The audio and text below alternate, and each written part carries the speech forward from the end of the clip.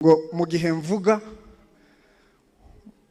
uko ndi kose, uko mivuga kose, abantu bumve Yesu Kristo umwana w'Imana wapfuye akazuka. Mu gihe mvuga abantu bumve Imana ya Israeli mu bwoko bwayo. Mu gihe mvuga abantu bumve Emmanuel, Imana yaje gutura mu isi. Mu gihe mvuga abantu bumve ijuru ryabagendereye.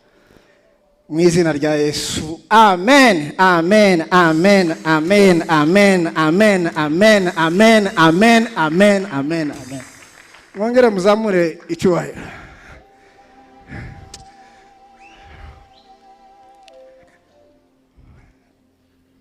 Yesu ngo amaze kugeragezwa na Satani,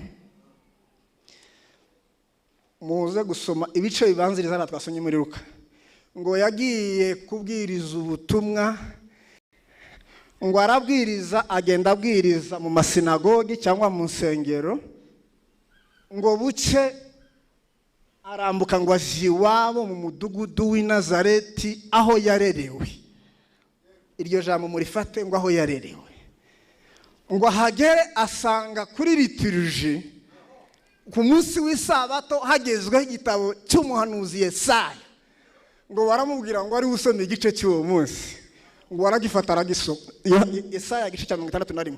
Ngo arahaguruka ngo aravuga ngo umwuka w'Uwiteka ngo ari kuri njye. Ngo yansigiye kugira ngo mbwirize abagwa neza, niko muri Yesaya havuga. Ngo ubutumwa bwiza. Ngo mbwire imbohe ko zibohowe. Ngo nkingurire abari mu nzu z'imbohe. Ngo mbwire abantu iby'umwaka w'imbabazi z'Imana ihoraho. Hepfo ku mirongo ye hepfo aravuga ngo wabwira ko ngo kandi nje gushyiriraho Isiyoni itegeko rishya kubarira bose, ngo ivu rizasimburwa n'ikamba, ngo kwirabura kuzasimburwa n'ibyishimo n'umwenda w'ibyishimo n'umunezero, ngo ibintu bihinduke bishya. Nuko niko twasomye. Reka tugende umurongo kuwundi rero, niko nigisho niko nahawe. Bibiliya yavuze mbere na mbere ngo aramanuka muri Luka hariya twasomye kuri ya gice cya 4 mirongo ibanza, ngo aramanuka aho yarerewe. Iyo ni ijambo rikomeye. Ni ukuvuga ngo aje aho bamuzi, aje mu mudugudu w'iwabo, aje aho yakuriye, aje muri quartier. Ntabwo yagiye mu ivugabutumwa ngo aje Nairobi, aje n'ahandi. Aje iwabo, ni ukuvuga ngo yabanje iw'abandi aza guheruka iwabo. Asanga bamwigishije, asanga bamureze, asanga babandi basapuraga ingase ibiti byo kubaza imbaho bicaye. Asanga bene wabo, base wabo na banyina wabo ngo bari haza kuganira ijambo ry'Imana. Turaza kurigaho karukaho nyuma. Icya kabiri, ngo asanga ari umunsi w'isabato. Ntabwo tuzi icyo umwanditsi ashaka kuvuga, ariko turagikeka. Ngo asanga ari umunsi w'imigenzo y'idini, nicyo bishatse kuvuga. Ngo bamuha gusoma igitabo. Katubanze tuvuge kuri iryo jambo ritoya. Abayahudi iyo bigishaga ibintu bitatu. Bigishaga ibyo bita Torah, ibyanditswe byera. Icya kabiri, bigishaga imigenzo y'idini, imigenzereze y'idini y'imyemerere ya Kiyahudi. Icya gatatu, bigishaga indangagaciro z'umuco wa Kiyahudi. Ni ukuvuga mu yandi magambo, igihe Yesu yageze i Nazareti, yasanze abamwigishije gusoma, abamwigishije kwitwara, abamwigishije kuvuga, gusoma no kwandika. Baramubwira ngo ngaho soma turebe ko izo bimenye. Arahaguruka rero nibwo yasomye ibingibi. Ariko hariho detaye mukwiriye kumenya. Ngo ariko yaravuye mu butayu ngo yuzuye imbaraga z'Umwuka Wera. No kuvuga ngo yaraje mu idini, bamuha iby'imigenzo y'idini, ariko afite ikindi kintu gishya yazanye. Aho ngaho turaza kuhagaruka nyuma. Ngo amara aravuga rero ngo Umwuka w'Uwiteka ari muri isi, yatumye gukora ibi bintu. Icya mbere, ngo kubwiriza. Icya kabiri, ngo kumenyesha, kubwiriza abakene ubutumwa bwiza. Icya kabiri, kumenyesha ngo imbohe ko zubohowe. Muri Yesaya haravuga ngo kumenyesha imbohe ko zibohowe no gukingurira bari mu nzu z'imbohe. Nukuvuga ngo hari imbohe zimwe gusa zikeneye amatangazo, zikwiriye kumenyesha ko zabohowe gusa zigasoka zigataha, zidafite amakuru ku itegeko ryahindutse. Nukuvuga ngo hariho abantu barangije icyaha, barangije igihano ariko bataramenya ko bagomba gutaha. Abo bana ukubabwira gusa nta kindi. Hakaba n'abandi ngo bafashwe mbiri bafungiranywe, dukwiriye kumena inzugi tukarekura bagataha. Ngo nicyo yantumiye kumenyesha imbohe ko zibohowe, ngo no kubwira no gukingura bari mu nzu z'imbohe. Nasomye muri Bibiliya y'Icyongereza haravuga, harimo amaterme abiri atandukanye. Irya mbere ngo ni to proclaim release to captives. Noneho rya kabiri ngo and freedom to prisoners. Nukuvuga harimo captives na prisoners. Sinzi ntabwo ndi umwongereza mwiza, ariko nkurikije uko muzumva. Muanze muzamuri Imana icyubahiro.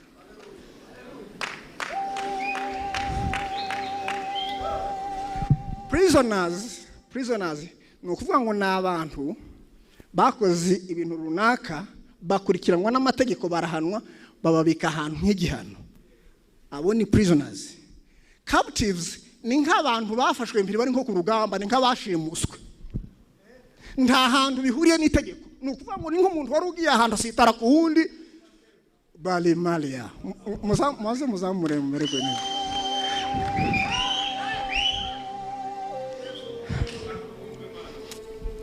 Ngo umwuka wera rero ngo yasize kubwira abafunzwe byemewe n'amategeko n'abafashwe mbiri na Satani bose ko ari gukora igihe cyo gutaha bakaje iwabo bagasubira iwabo. Abafunzwe byemewe n'amategeko ni bande rero? Ni abafunzwe n'itegeko ry'urupfu, kuko biravuga ngo utarizeye uwo mwana ngo yamaze gucirwaho iteka. Abatarizeye Imana abo bose bari muri prison igenwa n'itegeko ry'urupfu. Abo ngabo abo ni imbohe. Le captive n'abahe ni babandi bari mu gakiza nyuma bakaza gusitara bakagwa mu nzira bibatunguye. Abo ngabo nibo captive. Ni babandi bari barafashwe ngo bagere mu nzira barasitara bahugubwa n'abakobwa barabagusha. Ni babandi bageza bashamburira ngo buce bakunda ifaranga, barambika impano bazigurana amafaranga. Ni babandi bari abapasteri ngo buce baraburambika batora ibiheko. Ni babandi barabaririmbye ngo amare batangira kuja no mu burayo. Abo ngabo se sont des captifs. Nabashamwa munyago nabafatwa mu nzira. Aravuga ngo umwuka w'Uwiteka ngo ari kurinje ngo yantumye kugira ngo tubohora abo ngabo.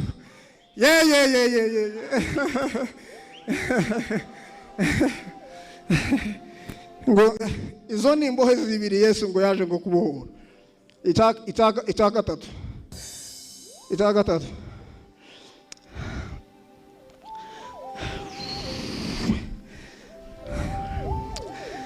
mwari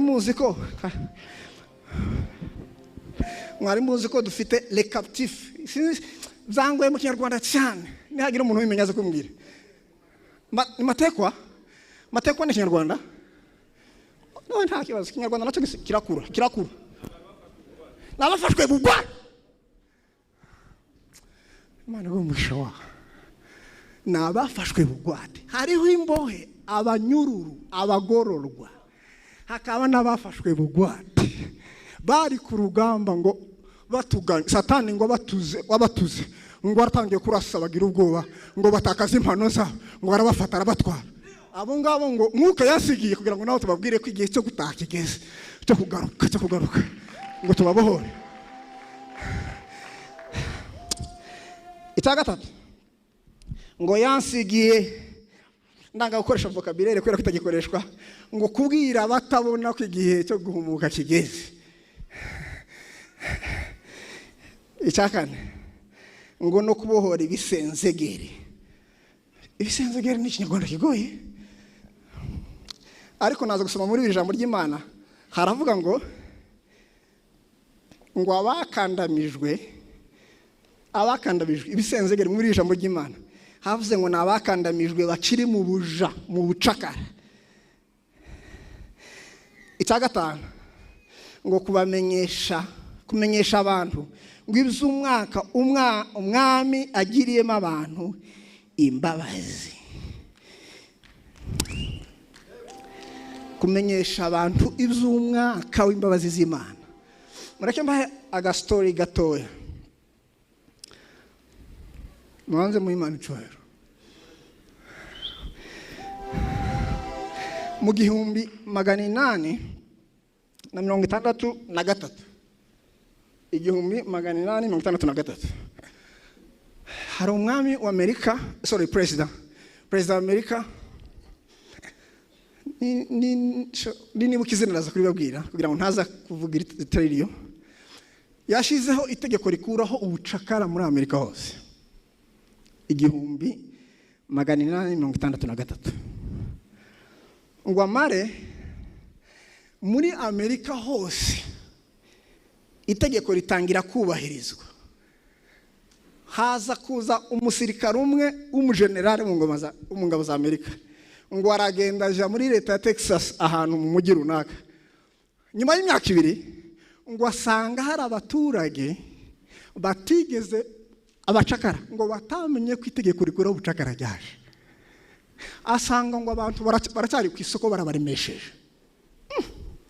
Ngo asanga abandi bashakara barazuka mu gitondo baje guhinga. Haravuga ati nibiki bigomba kuba. Ngo asanga abantu baracyari ku kiboko. Asanga abantu baracyapfa. Baravuga ati niki cyabaye hano? Ati se ubucakara. Aravuga ngo imyaka 2 irashize abandi baravuye mu bucakara. Mwebwe nta makuru. Imyaka 2 n'amezi 6 amezi 30 ngo yarashize abandi baravuye mu bucakara muri Texas bakiri ku isoko baremesha abantu. Abraham Lincoln imyaka 2 n'amezi 6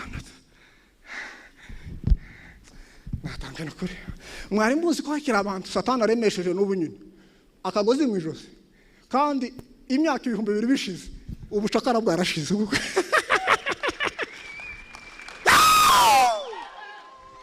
Imyaka 2000 yashize abantu abandi barabose, nawe uracyari mu kagozi Satani aracyagutwaye, aracyakuremesheje ku gasoko kiwabo.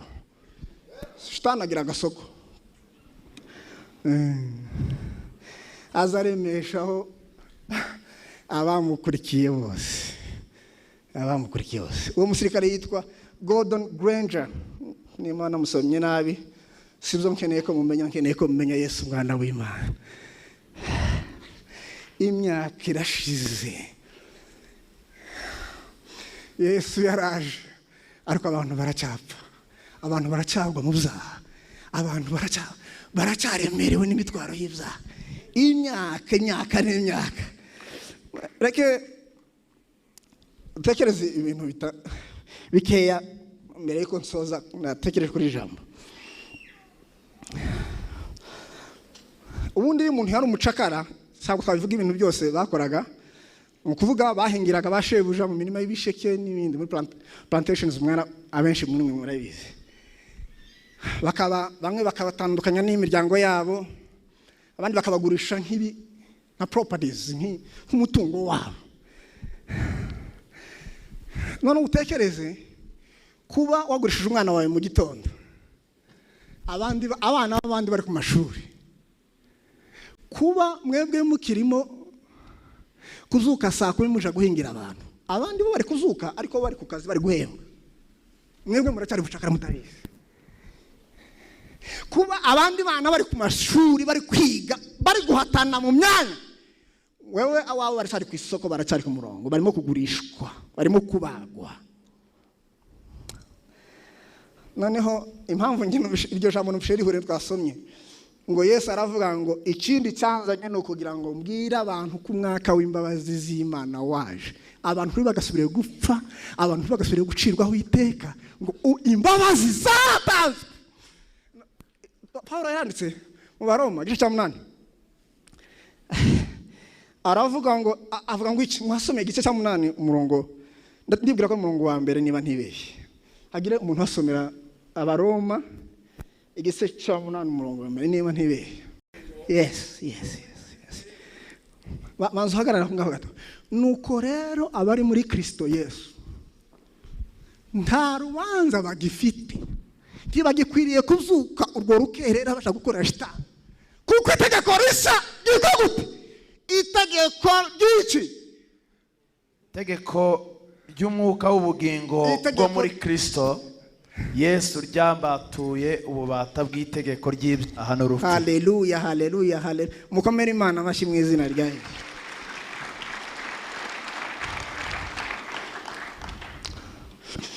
Noneho Yesu ngo amare kuvuga ayo magambo, murumva ukuntu ari amagambo akomeye.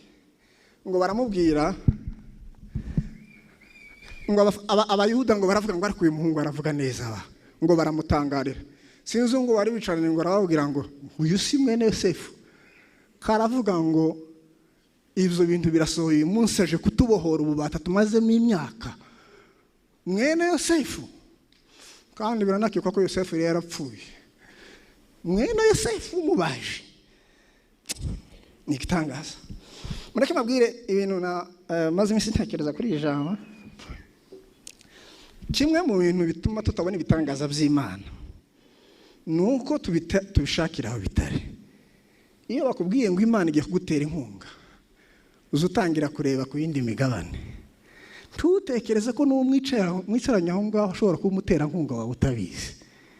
Ntabwo iby'ubuhanuzi barabyumvaga, ariko ntibumvaga ko byaturuka kwa Yosefu w'umubaji w'umukene w'iwabo. Ntabwo abantu iyo babwiye ngo Imana iguhaye umugore cyangwa umugabo, azatangira gutekereza hahandi, sinshaka kuvuga ibindi bihugu byinshi. Ntatekereze ko n'uwo bicaranye umubera umugeni, ntatekereze ko uwo bicaranye uba nk'umugabo, uko aba bose ni abagabo n'abakobwa bari hano bose ni abageni. Bya bindi sinzi wigeze kuvuga ngo hari ahantu hamwe ngo atari umugeni, hano hose hari abageni. Abo bose ni abageni mu izina rya Yesu.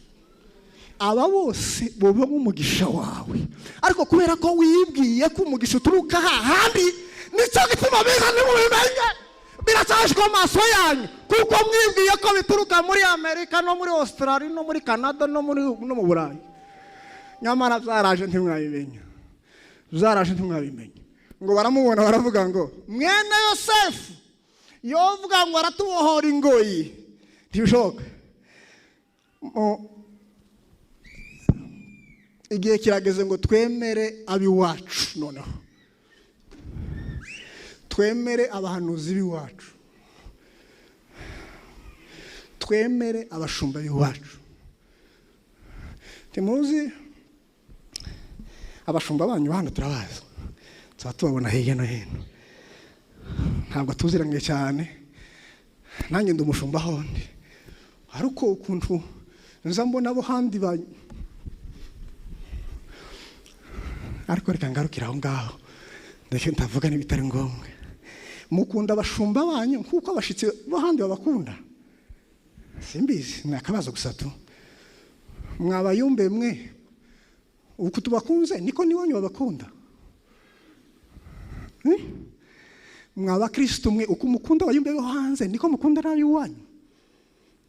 Uyu munsi mukunda abayumbe b'iwanyu, nibo muzi kuko muzi amafuti iwanyu. Ayiwanyu wamenye ko yakwepa, ariko umushitsi yazanye uzurya n'uborozi wabwise umuti kubera kutamuzi. Mwakira iby'iwanyu, mwakira abahanuzi b'iwanyu, mwakira abaririmbyi b'iwanyu, mureke kubarebera kwa kundi mubazi ngo bazapfa kuture. Hari ibintu bimwe nyine umuntu bigora kuvuga, ariko kubera ko abantu benshi tuziranye hano, iyo bahaye umuntu umuyobozi baravuga ngo kuko akanaka, bagatangira kubara inka iwanyu bagiraga. Ngo nta nka bagiraga, ngo bagiraga ibiryo bikeya, ngo ishuri ryari ryaramunaniye. Kandi aho ngaho ntabwo mwaje mu kizamini, ngo ishuri ryari ryaramunaniye, ntimwaje mu rushanwa. Reka nkubwire, Desire ni ministry ya True City Life Worshipers.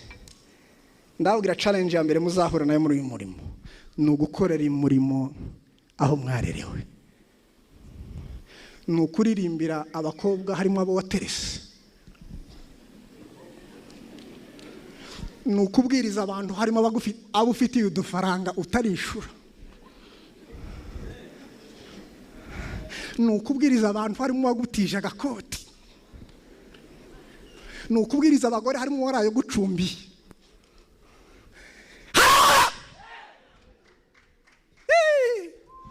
Uko ndabwiza ukuri, umunsi umwe hari kwisi kamera, nta kuntu umunsi umwe muzozikuraho ngo abantu abangaba kabavuga neza. Hari example ngiye gutanga. Umunsi umwe nigeze gukorogana n'umuntu ngo amare bantumiye mwivuga butumwa, ko nanga kumuvuga mtamenya, ngo amare yamaze ambayicara ku mirongo y'imbere. Ndavuga ngo ivuga butumwa riragwanyijwe. Naja kureba hano nkabona niwe mpamura, ese ko yakwirika nisa byose ba. Biragoye kubwiriza aho warerewe, kwigisha iwanyu, banyoko n'abanyako wanyu bakwambitse ikabutura bari bakureba. Biragoye, si benshi bakwemera, si benshi bakwemera, si benshi bakwemera, si benshi bemera ubwo buhanuzi. Uzutangira kuvuga bakavuga bati ejo bari baje gusaba imboga iwacu.